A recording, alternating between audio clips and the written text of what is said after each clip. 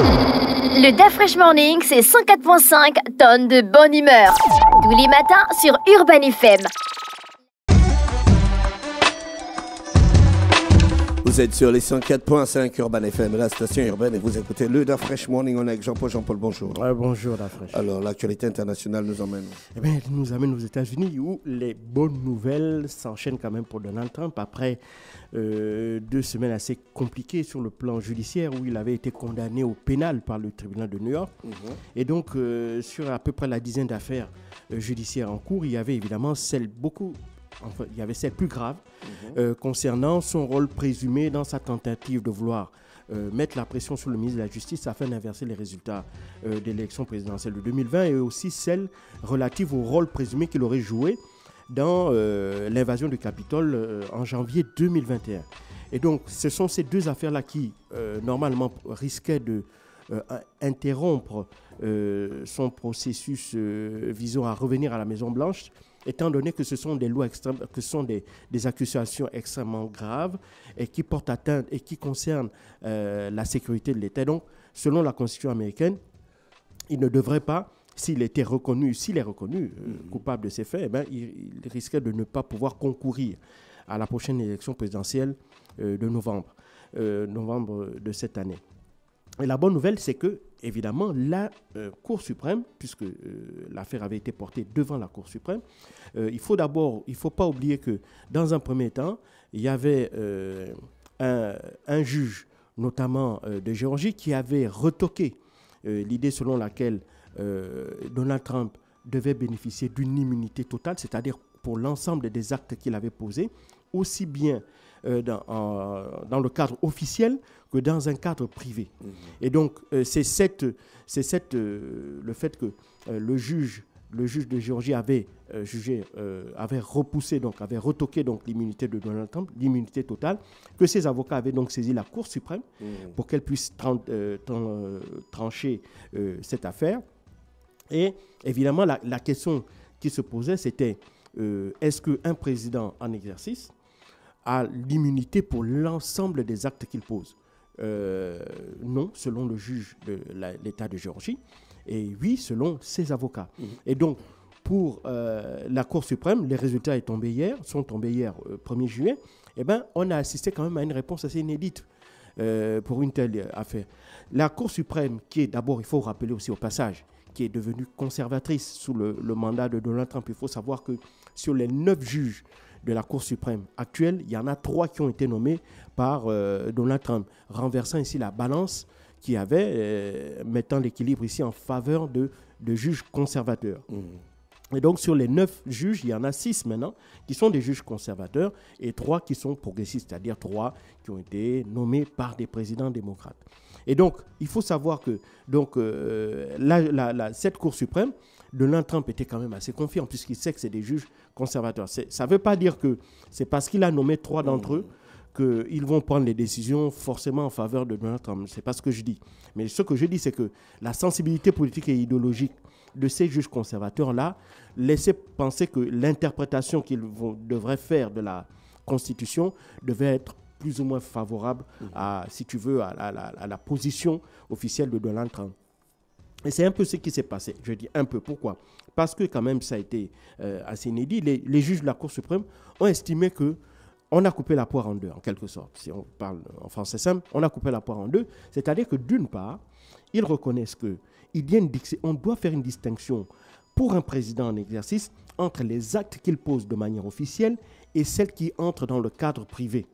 Et donc, à ce titre-là, Donald Trump doit bénéficier d'une présomption d'immunité. C'est-à-dire que durant toute sa mandature, on doit observer si l'acte pour lequel on veut l'incriminer a été posé de manière officielle, si c'était dans un cadre officiel où il était président. Si c'est le cas, eh ben, l'immunité doit s'appliquer et donc il peut être poursuivi pour ce fait-là. Mais si l'acte s'est posé dans un cadre privé, et justement, là, évidemment, on peut estimer, les juges de la Cour suprême estiment qu'on pourrait le poursuivre. La deuxième chose, c'est qu'eux, ils estiment que ce n'est pas à eux de définir quel est l'acte qui a été posé dans un cadre public, enfin officiel ou non officiel, public ou privé, mais c'est une cour de juridiction inférieure qui sera chargée justement logique, en fait. de déterminer le type d'acte, dans quel cadre cet acte-là a été posé. Et le fait que maintenant, cette décision-là soit prise, le fait que cette décision soit prise maintenant, d'abord, la première bonne nouvelle, c'est que ça veut donc dire que Donald Trump a encore de l'espoir de voir que les poursuites concernant l'affaire de la tentative de renversement des résultats par le ministère de la Justice et celle relative à l'invasion du Capitole, il a encore la possibilité de pouvoir être acquitté d'une manière ou d'une autre, ou d'être couvert par, si tu veux, cette immunité. Et donc, par rapport à cela, il a de l'espoir. Et puis la deuxième chose, c'est que le temps que le circuit judiciaire se fasse, c'est-à-dire que le temps que l'affaire reparte vers une juridiction inférieure, qu'on désigne un nouveau juge, que celui-ci se saisisse de l'affaire et tout cela, et désigne une nouvelle date pour un éventuel procès, eh ben, on pourrait aller au-delà du 5 novembre. Et si le 5 novembre, par devanture, Donald Trump est réélu, eh ben, le procès, enfin si tu veux, la procédure sera bloquée, puisque Donald Trump sera de retour à la Maison-Blanche, et donc il sera de nouveau couvert par une forme d'immunité. Donc, ça veut dire qu'il faudra encore attendre 4 ans, voire plus, pour éventuellement traiter cette affaire. Et donc là, évidemment, ça, c'est la bonne nouvelle pour Donald Trump. Le fait que la Cour suprême ait décidé de renvoyer ça vers des juridictions inférieures et que, pour les raisons que je viens de citer, il y a de très fortes chances que ce jugement se fasse après l'élection présidentielle, vient évidemment donner beaucoup de baume au cœur à Donald Trump. Ça ne veut pas dire que ces déboires judiciaires sont terminés. Pour d'autres affaires en cours, il va encore continuer à subir, si tu veux, les affres de la justice. Mais il a clairement éteint Biden. Hein? Oui. Au dernier débat. Ça, c'est la deuxième. Ça, évidemment, la nouvelle concernant la Cour suprême est la deuxième après le résultat du débat avec Joe Biden, où 70% des Américains ont clairement estimé que Donald Trump s'était mieux en sorti. Il avait toute la lucidité, il parlait de manière claire, il n'avait pas de perte de mémoire, pas de bégaiement. En fait, quelqu'un qui était sûr de lui. Et donc, malheureusement, et fort heureusement pour lui, il n'avait pas aussi un vrai contradicteur en face de lui, dans la mesure où Joe Biden n'a pas su mettre de côté ou bien révéler tous les mensonges de Donald Trump, même au cours de cet exercice-là. Il faut savoir que Donald Trump, sur la forme, il s'en est très bien sorti. Mais sur le fond, il a dit beaucoup de contre-vérités. Comme tout bon candidat populiste, il a dit énormément de mensonges. Mais comme vous n'êtes que deux, quand vous êtes deux uniquement sur un plateau, et le modérateur, il n'est pas le contradicteur. Et donc, celui qui était censé, si tu veux, mettre à nu les contradictions, les mensonges de Donald Trump, n'était pas en capacité cognitive, physique, intellectuelle de le faire. Et donc, il s'est pris véritablement, d'un point de vue intellectuel, une vraie raclée. Au point où, au sortir de ce débat-là, on a commencé à avoir de vraies inquiétudes du côté des démocrates. Il faut savoir que techniquement, on peut encore changer Joe Biden de l'élection. Pourquoi ? Parce que, si tu veux, la grande plénière au cours de laquelle, le caucus au cours duquel le candidat est clairement et officiellement désigné par l'ensemble des délégués issus des différentes primaires, c'est à ce moment-là, une fois que tous les délégués viennent publiquement reconnaître leur vote en faveur du candidat du parti, que celui-ci devient également officiellement le candidat du parti. Or, ce débat-là s'était tenu avant que justement le Parti démocrate et le Parti des républicains aient tenu, si tu veux, leur congrès de désignation officielle de candidature. Alors, pour Joe Biden et son équipe, ils avaient fait un pari. Ils estimaient que Donald Trump, venant d'être condamné au pénal, d'accord, politiquement, il devait être affaibli devant Joe Biden. Et donc, Joe Biden devait profiter de ce moment-là pour pouvoir venir, si tu veux, l'achever politiquement, en révélant combien de fois c'est un menteur, combien de fois il viole la loi, combien de fois il est d'une moralité douteuse, et donc véritablement montrer aux électeurs, surtout aux électeurs indécis, parce qu'on ne peut pas convaincre les électeurs de la base de Trump, ils font partie de ce qu'on appelle des MAGA, ça ne sert absolument à rien, mais pour les électeurs indécis, c'était pour l'équipe de Joe Biden, le moment idéal pour véritablement montrer que Joe Biden était le candidat qu'il fallait pour l'Amérique et qu'il fallait lui accorder donc ce second mandat-là. Malheureusement, ça a été un échec total au point où véritablement certains démocrates n'hésitent plus à dire que il est encore possible de pouvoir changer Joe Biden, mais la question de savoir si on doit changer Joe Biden, par qui est-ce qu'on devrait le changer? Et c'est là aussi, c'est une difficulté. Pourquoi? Parce que dans le camp démocrate, en réalité, étant donné que Joe Biden était le président en exercice, eh ben le Parti démocrate ne s'est pas donné la peine de vouloir chercher un autre candidat. Et donc, le Parti démocrate, conformément à la tradition américaine, qui voudrait qu'un président en exercice, s'il sollicite un second mandat, eh ben, il devient le candidat naturel du parti. Et donc, c'est un peu ce qui s'est passé pour Joe Biden, sauf que maintenant, au regard des résultats des sondages qui ont été catastrophiques pour Joe Biden, pour lesquels beaucoup d'Américains qui pensaient avant ce débat-là qu'en dépit de son âge avancé, il a quand même 81 ans, il avait toutes les capacités physiques et intellectuelles pour pouvoir continuer à faire le job.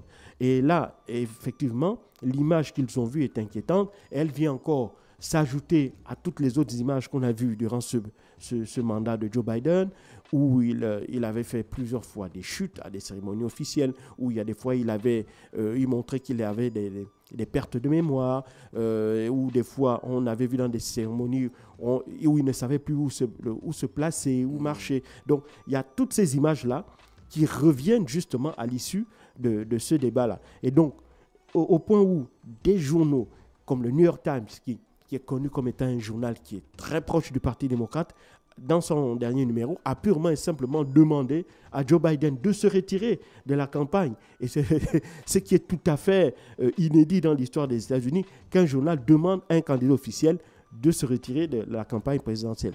Maintenant, s'il devait se retirer, qui mettrait-on? Kamala Harris, ce n'est pas possible. Kamala Harris est encore moins populaire que Joe Biden et donc Donald Trump n'en ferait qu'une bouchée. Pourquoi? Parce qu'elle a été imposée en réalité par Joe Biden, mais en termes comment dirais-je, d'image, elle a une très très mauvaise image auprès des électeurs démocrates. Il ne faut pas oublier que Kamala Harris était procureure de l'État de Californie et là-bas, elle avait des positions qui étaient un peu plus proches du Parti républicain que du Parti démocrate, notamment sur la lutte contre la criminalité, la lutte contre la délinquance juvénile et tout. Et donc tout ça, ça a laissé des traces dans l'électorat démocrate en Californie et aux États-Unis de manière générale. Et donc la propulser en avant, surtout que durant ces 4 dernières années, rien n'avait véritablement été fait pour lui donner une ossature présidentielle. Et donc, de ce point de vue-là, la propulser en avant, à la place de Joe Biden, serait catastrophique. Il est clair que le Parti démocrate perdrait l'élection. Maintenant, qui est-ce qu'il faudrait mettre?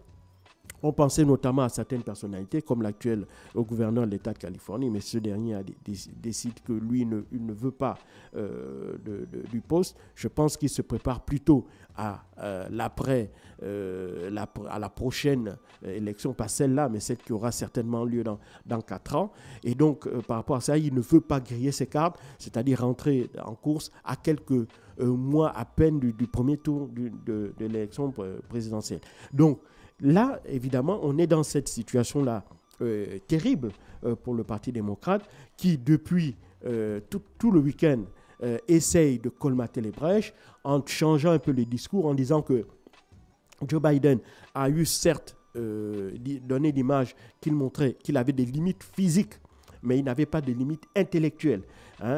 Donc sa capacité à pouvoir réfléchir et à trouver des solutions pour le pays, sa capacité à faire le job demeurait intacte. Mais ils reconnaissent pour la première fois, le Parti démocrate, que Joe Biden a un âge de 81 ans qui fait que, évidemment, il ne s'exprime plus aussi de manière aussi vivace qu'avant, il ne marche plus aussi, il n'a plus la même prestance physique qu'avant, et donc il faut que les Américains tiennent compte de cela. Mais il affirme et le réaffirme que Joe Biden reste à la tête du pays, c'est lui qui prend les décisions, parce qu'évidemment, quand on a vu sa prestation, beaucoup se sont demandé en réalité qui dirige les États-Unis d'Amérique. Alors on a commencé à entendre toutes sortes de théories, étant donné que beaucoup de membres de l'équipe de Joe Biden, beaucoup de membres de son administration étaient là lorsque Barack Obama était en place, alors à l'époque où Joe Biden était vice-président de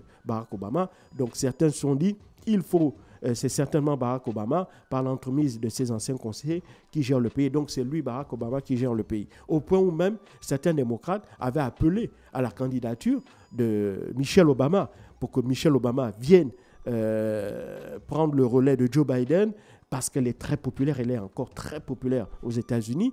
Et donc, que Michelle Obama vienne prendre le relais pour essayer de sauver le Parti démocrate. Bon, pour le moment, Michelle Obama a toujours dit que ça ne l'intéressait pas. Elle a vécu 8 ans à la Maison-Blanche. Elle sait ce que c'est et elle ne veut absolument pas revivre la même chose. Mais je doute que si les choses empirent et que s'il y a un véritable appel, si tu veux, de la part des électeurs démocrates de l'ensemble des États-Unis, elle pourrait être tentée. Mais elle est consciente d'une chose, c'est qu'elle a aussi vu ce qui arrivait à Hillary Clinton. Il faut savoir que l'une des raisons pour lesquelles Hillary Clinton n'avait pas été élue, en dehors du fait que les Américains n'avaient pas tellement confiance en elle, mais c'était le fait de se dire que si on la ramenait à la Maison-Blanche, on ramenait Bill Clinton, et que Bill Clinton, ayant eu 2 mandats, il y a de très fortes chances que en fait, ce soit lui qui pilote à un moment ou à un autre la Maison-Blanche. Donc, c'est ce risque-là auquel Michelle Obama aussi ne voudrait pas confronter son mari, et donc elle a décliné cette offre-là. Et donc, c'est ce qui fait que dans la situation actuelle, Donald Trump est plus qu'heureux avec ce résultat très favorable de la part de la Cour suprême qui lui permet d'espérer non seulement de sortir indemne de ces 2 procès-là très importants, mais qui lui permettront aussi de gagner du temps afin de pouvoir se concentrer une fois de plus vers la campagne qui devra s'achever en novembre prochain. Merci Jean-Paul qui revenait sur l'actualité internationale ce matin. On était du côté des États-Unis sur le Da Fresh Morning. Restez connectés sur les 104.5 Urban FM, la station urbaine. Le Da Fresh Morning, c'est 104.5 tonnes de bonne humeur. Tous les matins sur Urban FM.